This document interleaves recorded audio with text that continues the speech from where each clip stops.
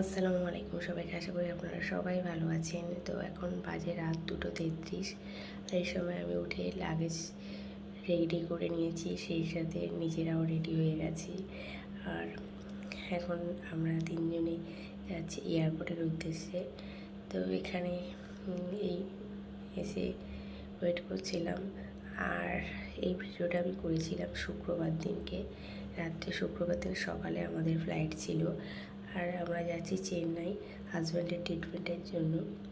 আর আমাদের সাথে যাচ্ছে আমার বোনের হাজব্যান্ড। তো বোর্ডিং পাস পেয়ে গেছি, যেহেতু আমাদের ফ্লাইটে দেরি আছে তাই ওয়েটিং রুমে অপেক্ষা করছিলাম। আর এয়ারপোর্টের মধ্যে সব ধরনের জিনিসপত্র আছে, সেগুলো ঘুরে ঘুরে দেখছিলাম, কিন্তু প্রত্যেকটা জিনিসই এত এক্সপেন্সিভ, মানে বলে বোঝানো সম্ভব নয়। তো যাই হোক, বসে ঘুরে ঘুরে দেখছিলাম। আর ছেলে তো খুবই মজা পাচ্ছিল, কারণ ওর এটা ফার্স্ট টাইম, আমারও। তো যাই হোক, ঢুকে গেলাম। আর প্লেন যখন ওপরে উঠছিল, নিচের ভিউটা দেখছিলাম, বাড়িঘরগুলো একদম ছোটো ছোটো, আর ওপরে একদম উপরে তখন মনে হচ্ছে যেন আমরাই আকাশের উপরে আছি।